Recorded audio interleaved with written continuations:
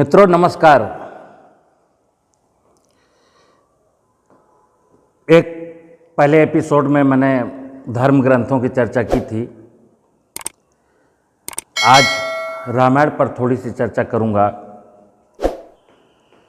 और ये चर्चाएं मैं इसलिए करता हूं कि हिंदुस्तान में हर व्यक्ति कोई गीता पढ़ता है, कोई रामायण पढ़ता है, कोई उपनिषद पढ़ता है, कोई वेद पढ़ता है और नहीं भी पढ़ता है तो इनकी कहानियां जरूर सुनता है। मुद्दा केवल एक है कि ये किसी न किसी घटना पर आधारित ग्रंथ है। जैसे गीता जो है महाभारत की घटना पर आधारित एक ग्रंथ है। रामायण राम के जीवन पर लिखा गया ग्रंथ है। तो हम उसको गा करके पढ़ लेते हैं और ऐसा लगता है जैसे कि पढ़ करके मेरा कल्याण हो जाएगा। ऐसी मान्यताएं भी हैं कि रामायण पढ़ा करो। मेरा जो विषय है कि रामायण पढ़ो, रामायण की कहानी सुनो और उसको अपने अंतर मन से समझने का प्रयास करो।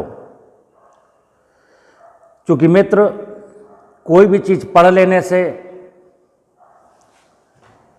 हमारा कल्याण होने वाला नहीं है।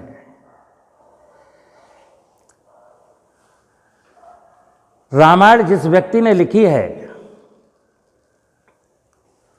उसने रामायण के बहुत से प्रसंग, रामायण में बहुत सारी बातें हैं राम के बचपन से लेकर के और राम की मृत्यु तक, यानी जब राम ने जल समाधि ले ली तब तक का पूरा वर्णन है। राम एक ऐसा आदर्श है जो हमें कुछ सिखाता है। तो जब रामायण की बात करते हैं तो रामायण तो बहुत लंबी है और मेरी तो ये वीडियो चंद मिनट की है। आज रामायण की एक घटना, वो घटना ये है कि जब भगवान श्री राम को वनवास हो गया, वनवास वन में चले गए, तो फिर सीता का हरण होता है। यानी रावण सीता को उठा के ले जाता है और एक कपटपूर्ण तरीके से रामायण में वर्णन है कि रावण के एक मामा थे मारीच। तो रावण ने अपने मामा मारीच को मनाया और कहा कि देख सुन, तुम सीता की कुटिया के आसपास जाओ और सोने का मृग यानी हिरन बनकर जाओ और वो हिरन स्वर्ण रूपी लगे।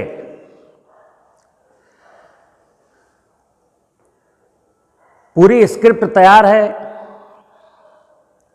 मामा मारीच मृग मारीच बन करके जाते हैं और सीता की नज़र उस स्वर्ण रूपी हिरन पर पड़ती है।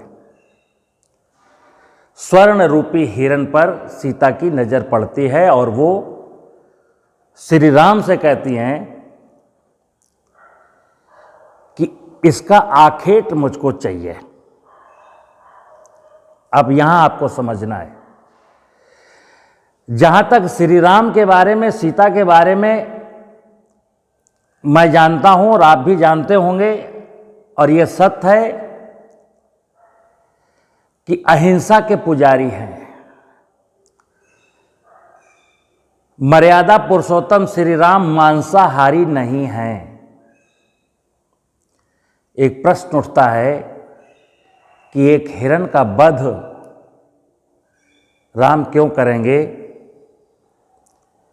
कुछ लोग कहेंगे कि नहीं, वो सोने का है, तो सोने का हिरन तो भग नहीं सकता ना, सीता मैया खुद जाके पकड़ सकती थी, उठा के ला सकती थी।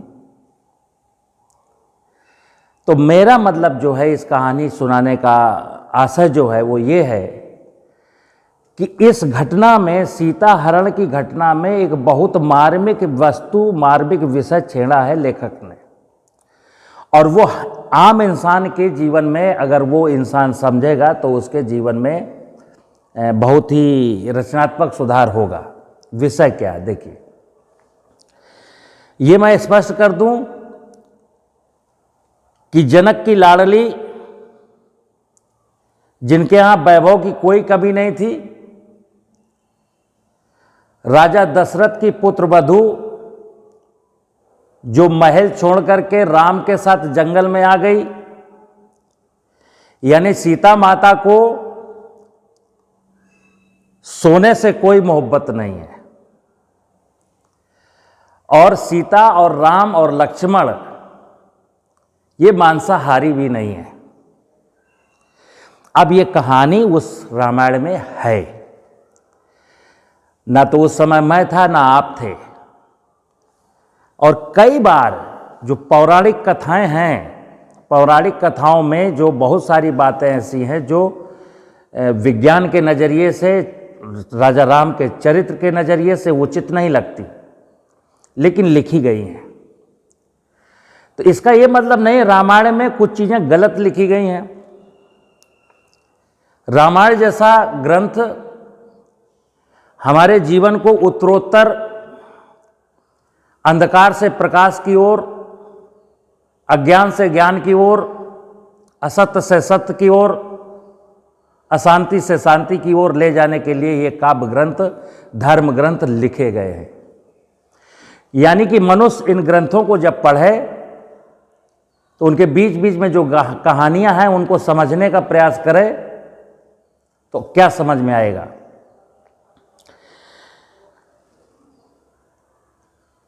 कि जब राम सोने के मृग का आखेट करने जाते हैं, यानी सोने के पीछे दौड़ते हैं, यानी लक्ष्मी के पीछे दौड़ते हैं, तो इसमें पुरुष वर्ग को एक बहुत बड़ा संदेश है कि अगर आप धन, वैभव, ये वाला वैभव जो जिसको डायरेक्ट कहते हैं लक्ष्मी रूपी, सोने रूपी, सोना चांदी, हीरे जवाहरात, अगर कोई पुरुष धन के पीछे दौड़ता है तो उसके जीवन में एक घटना घटने की संभावना है कि उसकी पत्नी का कोई हरण कर ले, कोई अपहरण कर ले। तो हमको ये संदेश है कि कभी भी भविष्य में दौलत के पीछे मत दौड़ना। दूसरी घटना इसी में है कि जब वो तीर लग जाता है हिरण को, तो राम की आवाज में वो लक्ष्मण को पुकारता है, तो सीता के कानों में जब आवाज पड़ती है कि राम लक्ष्मण को पुकार रहे हैं, यानी कि राम संकट में है, तो सीता माता आदेश देती हैं लक्ष्मण को कि भैया लक्ष्मण, देखो तुम्हारे भैया कहीं संकट में हैं। और रामचंद्र जी लक्ष्मण को ये वचन दे के गए हैं कि तुम सीता माता के साथ रहना, छोड़ के बिल्कुल मत जाना।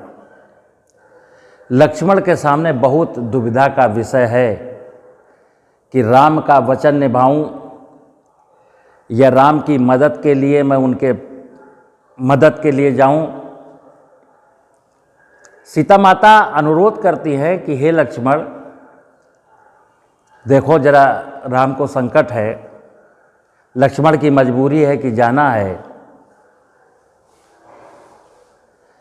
तो लक्ष्मण अपनी उस कुटिया के आसपास एक लक्ष्मण रेखा खींच देते हैं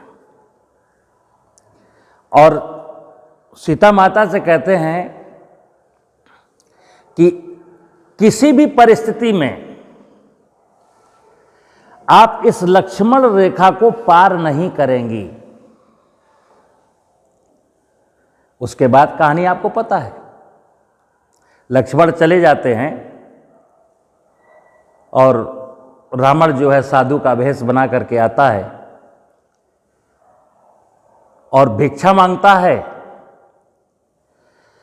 सीता जी भिक्षा लेकर के आती हैं और लक्ष्मण रेखा के अंदर से रावण को देने का प्रयास करती हैं, लेकिन रावण समझ गया और रावण क्या कहता है कि नहीं, ऐसी भिक्षा मुझे स्वीकार नहीं है, हमको ये भिक्षा इस रेखा के बाहर आकर के दो। तो सीता माता क्या सोचती है कि ये तो साधु है, साधु से क्या डरना, और लक्ष्मण रेखा को पार कर जाती हैं। और फिर उसके बाद क्या हुआ आपको मालूम है। तो रामायण में ये घटना पुरुष वर्ग को ये सिखाती है कि कभी भी अंधे होकर के दौलत के पीछे मत भागना, और स्त्री वर्ग को ये सिखाती है कि हर साधु साधु नहीं होता, यानी कि कोई भी परिस्थिति हो, अपनी जो रेखाएं हैं, जो लक्ष्मण रेखा है, लक्ष्मण रेखा को पार नहीं करना। ये घटना, इस घटना से, रामायण की इस घटना से अगर पुरुष वर्ग सिर्फ इतना सीख ले कि दौलत के पीछे नहीं भागना, जीविकोपार्जन के लिए दौलत कमानी है, व्यवसाय करना है, काम करना है, लेकिन अंधे होकर के नहीं भागना। फर्क समझिए, मेरा मतलब ये नहीं है कि आप दौलत को मत टच करिए। एक सामान्य जीवन जीने के लिए जितना जरूरी है उतना करिए, अंधे होकर के मत भागिए, अन्यथा आपका जो परिवार है उस परिवार पर किसी दूसरे की नजर लग जाएगी। स्त्री के लिए स्पष्ट है कि जाने अनजाने कोई भी बात हो, चाहे जैसा भी विषय हो, लेकिन हमें अपनी मर्यादा की रेखा को पार नहीं करना। लक्ष्मण रेखा क्या है? ये एक मर्यादा की रेखा है। और मैं ये नहीं कहता हूं, इस रामायण में ये मतलब नहीं है कि साधु गलत है, लेकिन चूंकि माया रूपी दुनिया है, लोग अपने वस्त्र बदल लेते हैं, चोला बदल लेते हैं और साधु का भेष धारण कर लेते हैं, और कहीं आप इस बहकावे में ना आ जाएं कि ये तो साधु है। तो रामायण के लिखने के, रामायण में इस घटना का जो जिक्र है हम नहीं जानते हैं। और मैं फिर बता दूं, जितने भी धर्म ग्रंथ लिखे गए हैं वो किसी न किसी विषय को लेकर के लिखे गए हैं, और उनकी सत्यता पर प्रश्न चिन्ह उठाना नितांत गलत है। लेकिन उनको अक्षरशः मान लेना, पढ़ना, एंटरटेनमेंट करना, गाना, समझना नहीं, केवल गाना, उसकी कहानी सुनना और सुन करके सो जाना, ये बहुत बहुत गलत है। तो मित्र, रामायण जो ग्रंथ है उसकी एक घटना तो मैंने ये सुना दी। दूसरी घटना क्या है कि भगवान राम को जब जंगल वन 14 वर्ष के लिए वन जाने का आदेश दिया जाता है, तो जैसा कि आप जानते हैं उनके पिता तो बहुत दुखी हैं, राम से बड़ी मोहब्बत है उनको। और जब ये कैकेयी ने कहा कि नहीं, हम तो वो वाला वचन आपसे आज हमको मांगना है कि जो आपने उस युद्ध भूमि में हमको दिया था, राम को 14 वर्ष का वनवास और मेरे पुत्र भरत को राजगद्दी। हमको ये समझना है कि राम किस मिट्टी के बने थे, उनके कितने खूबसूरत विचार थे, कि अयोध्या जैसे राज्य का राजपाट माता के एक सौतेली माता के एक इशारे पर सहर्ष भरत के लिए छोड़ने के लिए तैयार हो जाते हैं और जंगल चले जाते हैं। जब ननिहाल से भरत को बुलाया जाता है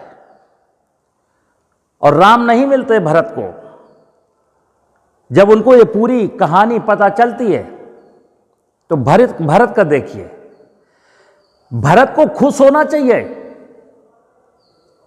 कि मेरी मां ने कितना अच्छा किया,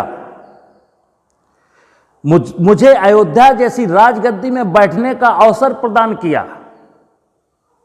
लेकिन नहीं, भरत राम को मनाने जाते हैं और जब राम नहीं मानते तो उनकी खड़ाऊं लेकर के आते हैं और राजगद्दी में उनकी खड़ाऊं रखते हैं और अयोध्या के बाहर राम की तरह कुटिया बना करके अयोध्या की सुरक्षा का जुम्मा उठाते हैं। अगर मित्र रामायण पढ़ करके मैंने रामायण के इन दृष्टांतों को समझने का प्रयास किया और यह संकल्प लिया कि मैं अपने भाई से, भतीजे से, अपने पिता की, अपने पूर्वजों की पैतृक संपत्ति के लिए कोई झगड़ा नहीं करूंगा। अगर मैंने ये रामायण पढ़ के, राम का जीवन पढ़ करके, राम का चरित्र ऐसा सुन करके और अगर मैंने ये दृढ़ संकल्प ले लिया कि मैं पैतृक संपत्ति के लिए न लड़ूंगा, न न्यायालय जाऊंगा, न मर्डर करूंगा, तो ये समाज में कितना बदलाव आ जाएगा। आज न्यायालयों में 40% मुकदमे पैतृक संपत्तियों को लेकर के हैं। तो रामायण की अगर बात मैंने वो समझी होती तो हमारे जीवन में बदलाव आया होता और इस धरती में सामाजिक समरसता बहाल होती।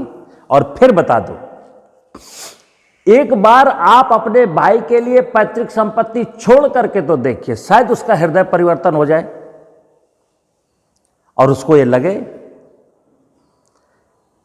कि मेरे भाई ने, मैं 2 बीघा जमीन के लिए झगड़ा ही नहीं किया, सहर्ष कह दिया ठीक है, तुम जोतो, तुम खेती करो, हम तो कुछ भी कर लेंगे। हो सकता है वो आपको मना ले, आपको आपका हिस्सा दे दे, लेकिन जब मैं झगड़ा शुरू करता हूं तो बात बढ़ जाती है।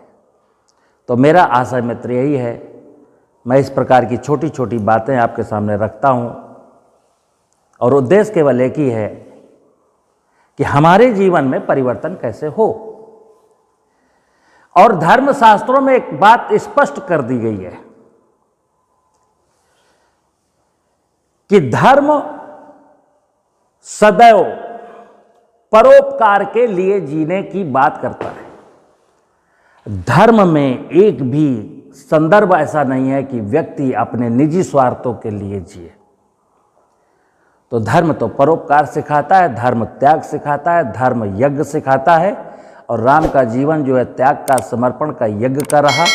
तो हमें उनके जीवन चरित्र से, उनके जीवन की जो इतिहास भूगोल है उससे मुझे को सिर्फ यह सीखना है कि मेरे राम, मर्यादा पुरुषोत्तम भगवान राम का ये जीवन चरित्र था और उन्होंने ऐसा जीवन इसलिए जिया ताकि हम उनसे सीख लें। और उनके जीवन चरित्र पर लिखने वाले ने जो ये कहानियां लिखी हैं उसका भी उद्देश्य यही था कि समाज एक रचनात्मक दिशा की ओर आगे बढ़े। नमस्कार।